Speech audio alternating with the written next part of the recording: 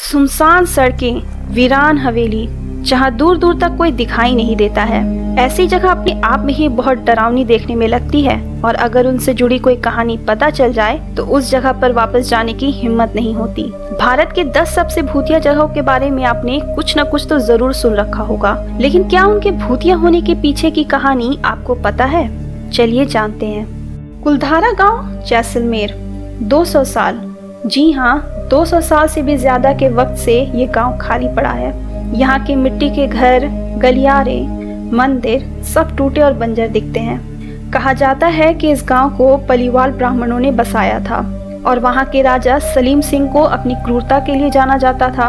एक दिन राजा ने घोषणा कर दी कि वो गांव के मुखिया की बेटी से शादी करना चाहते हैं और कह दिया कि अगर उनकी शिक्षा को पूरा नहीं किया गया तो वो उन सभी से भारी टैक्स वसूलेंगे। जिसके बाद कुलधारा वासियों ने एक रात में ही पूरे गांव को खाली कर चले गए और कहां जाकर बसे ये किसी को नहीं पता।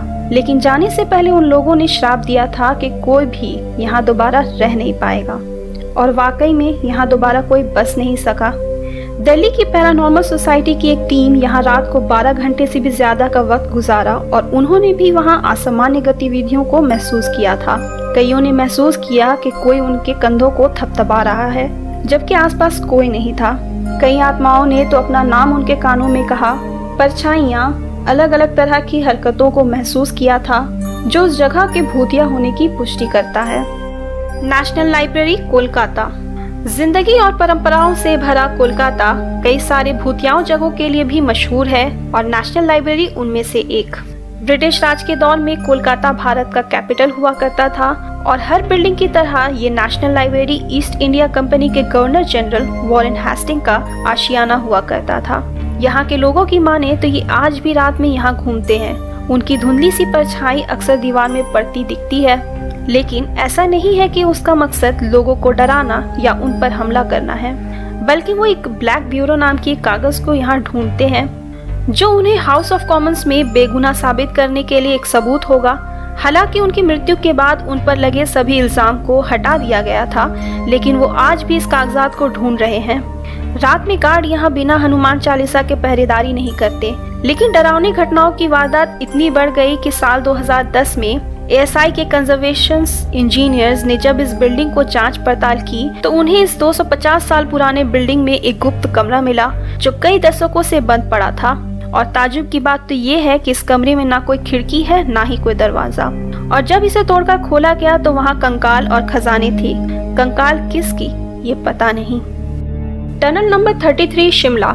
पहाड़ी इलाके में बसा ये खूबसूरत शहर शिमला लोगों को अपनी तरफ आकर्षित करता है, लेकिन आपने कभी सोचा है कि यहाँ भी भूतिया जगह हो सकती है? जी हाँ, शिमला में। शिमला का 33वां टनल, बैरोक टनल, 1.14 किलोमीटर लंबाई के साथ अपने वक्त का सबसे लंबा टनल था। ब्रिटिश के दौर में ब्रिटिश अपने आने जाने की सुविधा के लिए इस टनल को बनवाने का काम इंजीनियर कॉलोनल बैरोक को सौंपा गया। बैरोक सुरंग को 1142 मीटर लंबाई बनाने के लिए उन्होंने अपनी कैलकुलेशन की और अपने कर्मियों को पहाड़ के दोनों ओर ड्रिल करने को कह दिया। बैरोक के हिसाब से कुछ देर बाद दोनों तरफ से छेद कर रहे कर्मी बीच में आकर मिल जाएंगे, लेकिन वक्त निकलने के बाद भी दोनों तरफ से आ रहे कर्मी बीच में नहीं मिल पाए तो सभी चिड़चिड़ा गए और गुस्से हो गए। साथ ही कॉलोनल बैरोक पर सरकारी खजाने को बर्बाद करने के लिए उन पर 1 रुपए का जुर्माना लगाया गया। अपनी रेपुटेशन पर दाग लगने से वो अपमानित महसूस कर रहे थे। एक दिन अपने कुत्ते के साथ उस अधूरी बने टनल के पास टहल रहे थे कि अचानक उन्होंने अपनी बंदूक निकालकर खुद को गोली मार दिया। खून से सने अपने मालिक को देखकर कुत्ता लोगों के पास मदद मांगने के लिए दौड़ा, लेकिन तब तक बहुत देर हो चुकी थी। कॉलोनल बैरोक की मौत हो गई। 1903 में चीफ इंजीनियर HS हैरिंगटन और बाबा भालकू ने मिलकर बैरोक टनल को पूरा किया। इस गांव में रहने वाले लोगों का कहना है कि आज भी टनल में कॉलोनल बैरोक की बुदबुदाने की आवाज आती है और टनल में एक अजीब सा डर का महसूस होता है। GP block, Meerut. उत्तर प्रदेश की प्राचीन शहर मेरठ हिंदुओं की पौराणिक कथाओं में एक खास स्थान रखती है। साथ ही यहाँ अद्भुत आर्किटेक्ट भी शामिल है, लेकिन फिर भी यहाँ कई भूतियाई जगह हैं और इनमें सबसे हॉन्टेड GP ब्लॉक का ये घर है। इतना हॉन्टेड है कि भारत के टॉप 10 भूतिया जगहों में से 9वें स्थान पर है। इस जगह से गुजरने वाले लोगों का कहना है कि उन्होंने कई बार 4 लोगों को दूसरे तल्ले में राउंड टेबल के इर्द गिर्द बैठकर शराब पीते हुए देखा है। और कई लोग कहते हैं कि इस घर में लाल साड़ी पहने हुए एक महिला दिखती है जो छत में बैठकर अपने बाल को सुलझाती हुई दिखती है। ये औरत, वो लोग कौन हैं, वो कहाँ से आते हैं, कहाँ चले जाते हैं, किसी को नहीं पता। वैसे भी ये घर इतने वक्त से खाली पड़ा है कि किसी को ये याद भी नहीं कि आखिरी बार यहाँ कौन रहता था। अब तो इस घर का खौफ इतना बढ़ चुका है कि लोग इस घर के आसपास वाले रास्ते से गुजरने से बचते हैं। भानगढ़ का किला राजस्थान के अलवर जिले में स्थित 17वीं शताब्दी का एक किला है जो न सिर्फ भारत का बल्कि एशिया का सबसे भूतिया जगह के लिए दुनिया भर में बदनाम है। और इस जगह का डर कितना ज्यादा है ये आप इस बात से भी लगा सकते हो कि आसपास कई किलोमीटर के दायरे में यहाँ कोई नहीं रहता। किले के बाहर भारतीय पुरातत्व विभाग वालों ने यानी आर्कियोलॉजिकल सर्वे ऑफ इंडिया ने एक बोर्ड टांग रखा है जिसमें लिखा है कि सूर्योदय से पहले और सूर्यास्त के बाद यहाँ किले में ठहरना मना है। वैसे तो कई सारे किस्से और कहानियां इस जगह के भूतिया होने के लिए मशहूर है, लेकिन मैं आपको उनमें से 2 बताऊंगी। इस किले को 1573 में राजा भगवंत सिंह के दूसरे पुत्र माधो सिंह के निवास के रूप में बनाया गया था।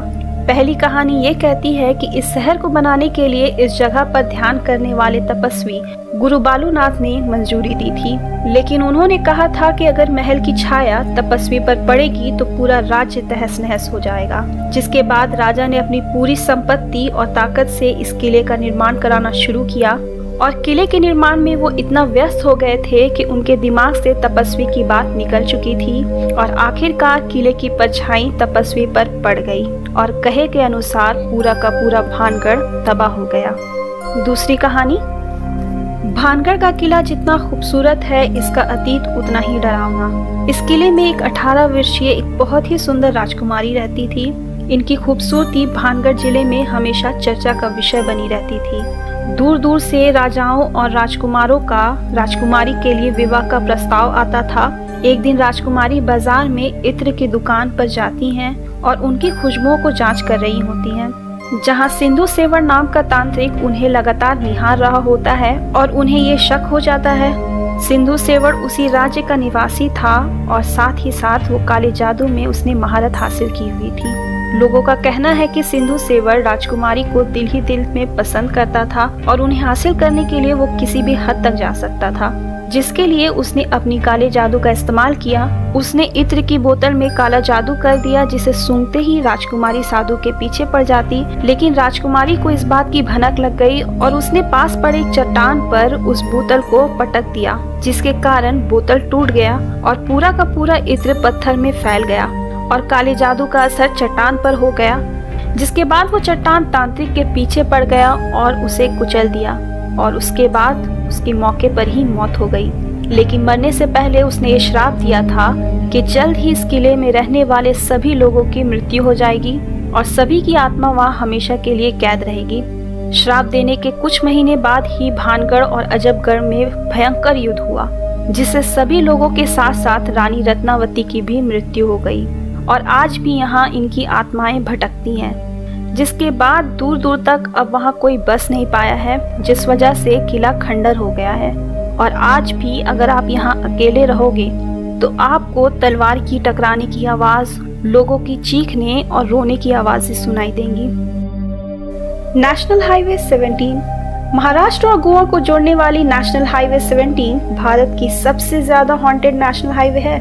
रात को यहाँ से गुजरना अपनी जान को जोखिम में डालने से तो कम बिल्कुल नहीं है। आपको इस टनल से जुड़ी कई सारे किस्से कहानियां मिल जाएंगी। मैं आपको उनमें से एक बताती हूँ। एक बार एक कपल रात को करीब 1 बजे के आसपास यहाँ से गुजर रहा था। आधा रास्ता पार करने के बाद अचानक कार का म्यूजिक सिस्टम बंद हो गया। वाइपर जोर जोर से चलने लगी और तो और हेडलाइट भी ऑन ऑफ होने लग गई थी और फिर कार भी थोड़ी देर आगे बढ़ने के बाद रुक गई। जब आदमी कार से उतरने के बाद परेशानी को जांचने के लिए जा ही रहा था कि उसके उतरने के बाद गाड़ी अंदर से बंद हो गई। अंदर बैठी महिला डर से चिल्लाने लगी तो बाहर खड़े उस व्यक्ति ने अंदर बैठी किसी सफेद साड़ी में एक महिला को देखा। किसी तरह से बच बचाकर वो लोग वहाँ से बाहर निकल आए घर पहुंचकर उस महिला के गर्दन में एक लाल निशान था। ऐसा लग रहा था मानो किसी ने खरोच दिया हो।